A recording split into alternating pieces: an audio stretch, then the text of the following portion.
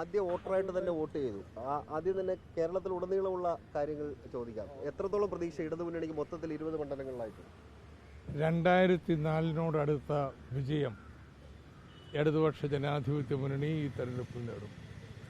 പത്തനംതിട്ടയിൽ എങ്ങനെ ഉണ്ടായിരുന്നു? ഒരു 1.5 മാസം നീണ്ടു നിന്ന പ്രചരണമാണ് പത്തനംതിട്ടയിൽ ഉണ്ടായത്. ഉറപ്പായും വിജയിക്കും. പ്രചരണം ആരംഭിച്ച ഘട്ടത്തിൽ അങ്ങനെ പറയാൻ കഴിയുമായിരുന്നില്ല. ത്രികോണമില്ല. UDFും LDFും തമ്മിലാണ് പത്തനംതിട്ട മത്സരം.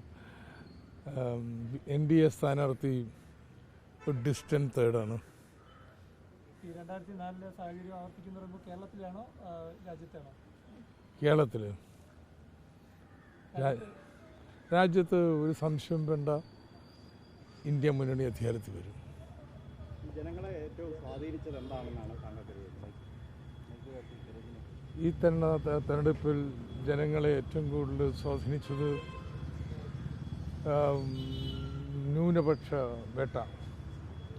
ഈ തെരഞ്ഞെടുപ്പ് കാലത്തുടനീളം വടക്കേന്ത്യയിൽ ന്യൂനപക്ഷങ്ങൾ വേട്ടയാടുന്നതിൻ്റെ ഒരുപാട് സംഭവങ്ങൾ പുറത്തു വന്നിരുന്നു. അതായിരുന്നു ഏറ്റവും പ്രധാനപ്പെട്ട ചർച്ചാ വിഷയം. അത് ഗണ്യമായ തോതിൽ വോട്ടിനെ സ്വാധീനിച്ചിട്ടുണ്ട്. കഴിഞ്ഞ 8 വർഷത്തെ സംസ്ഥാന സർക്കാരിന്റെ പ്രവർത്തനത്തിന്റെ വിലയിരുത്തൽ കൂടിയാകും ഈ തെരഞ്ഞെടുപ്പ് എന്ന് പറയാം. ഒരു സംശയമില്ല, ഉണ്ടാവുമല്ലോ.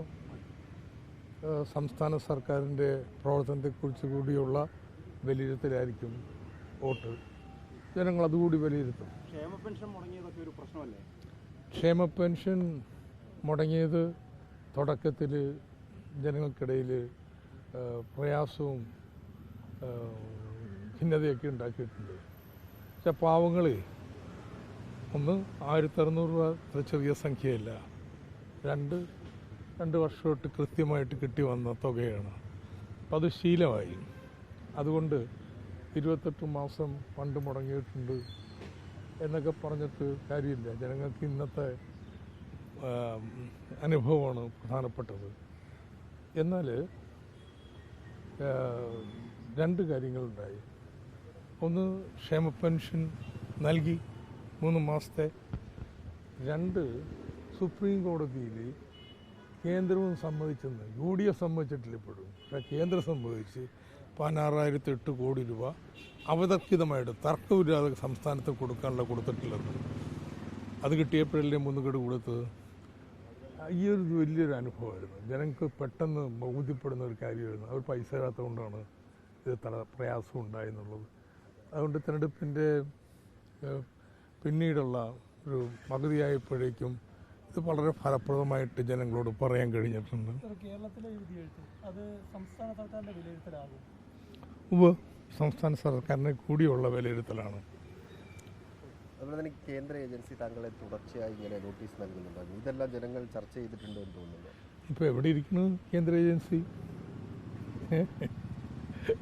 2 വർഷമായിട്ട് പുറകെ നടന്നിട്ടേ എന്താണ് വയലേഷൻ, എന്ത് തെറ്റാ ചെയ്തിട്ടുള്ളതെന്ന് പറയാൻ കഴിയാത്ത ഏജൻസിയാണ്. അപ്പം അതിൽ നിന്ന് വളരെ വ്യക്തമല്ലേ, ശുദ്ധ ഹാരസ്മെൻറ്റ് മാത്രമാണ് ഇതിൻ്റെ പിന്നിലുള്ളത്. അവസാനത്തെ നാടകം നോക്കിക്കേ. സിംഗിൾ ബെഞ്ച് എൻ്റെ അപ്പീൽ മെറിറ്റിൽ വിധി പറയാൻ മാറ്റിവെക്കുന്നു. ഞാൻ ചോദ്യം ചെയ്യുന്നത് എന്താണോ കോടതി ചെയ്യാൻ പാടില്ലെന്ന് പറഞ്ഞത് അത് തന്നെയാണ് ED ചെയ്യുന്നതെന്നുള്ളത്. അപ്പോൾ അവൻ്റെ വാദം കേട്ട് വെക്കുന്നതിന് വേണ്ടി ഡേറ്റ് നിശ്ചയിക്കുന്നു. എന്നാൽ ED എന്താ ചെയ്യുന്നത്? തെരഞ്ഞെടുപ്പ് കാലത്ത് തന്നെ വിളിച്ചില്ലെങ്കിൽ ശരിയാവില്ലല്ലോ. അതുകൊണ്ട് അപ്പീലിന് പോകണം. താങ്കൾക്കെതിരെയാണല്ലോ പത്തനംതിട്ടയിൽ ഏറ്റവും കൂടുതൽ ആരോപണങ്ങളും ഒക്കെ വന്നത്. ഈ കുടുംബശ്രീ പ്രവർത്തകരെയൊക്കെ ഉപയോഗിച്ച് വോട്ട് പിടിക്കാൻ ശ്രമിക്കുന്നത് തുടങ്ങിയ ആരോപണം അത് എന്തുകൊണ്ടായിരിക്കും? കാരണം വെച്ച് കഴിഞ്ഞാൽ അവർക്കാർക്കും കുടുംബശ്രീയായിട്ട് ആരും ബന്ധമില്ല. കുടുംബശ്രീക്കാരും മറ്റ് സ്ഥാനാർത്ഥികളുടെ തങ്ങളുടെ സ്വന്തമൊന്നും കരുതുന്നില്ല. അപ്പോൾ കുറച്ച് പ്രയാസമൊക്കെ തോന്നും. അതുകൊണ്ടാണ് കുടുംബശ്രീയായിട്ട് എത്രയോ നാളത്തെ ബന്ധം അത് കേരളത്തിലുടനീളമുണ്ട്. പത്തനംതിട്ടയിലും ഒരു ഉപശീശാവ് ഉപകാരമായി. ഇവരിങ്ങനെ പറഞ്ഞ് ഇതൊന്നും അറിയാത്ത പാവപ്പെട്ട പത്തനംതിട്ടയിലെ കുടുംബശ്രീക്കാരും ഇയാൾ നമ്മുടെ എന്തോ സ്വന്തമാണെന്നൊരു തോന്നലുണ്ടായിട്ടുണ്ട്. അത് വോട്ടിനെ നന്നായിട്ട് പോസിറ്റീവായിട്ട് സ്വാധീനിക്കും.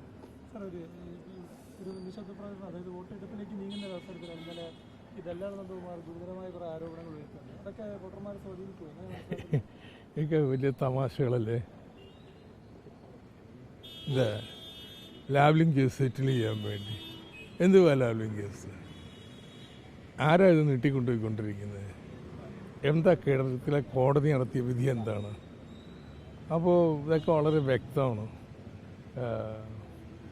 ഒരു വലിയ തമാശയാണ്. ഇനി സെറ്റിൽ ചെയ്യാൻ വേണ്ടി വരാം. ഇതൊക്കെ made up cooked up stories മാത്രമാണ്.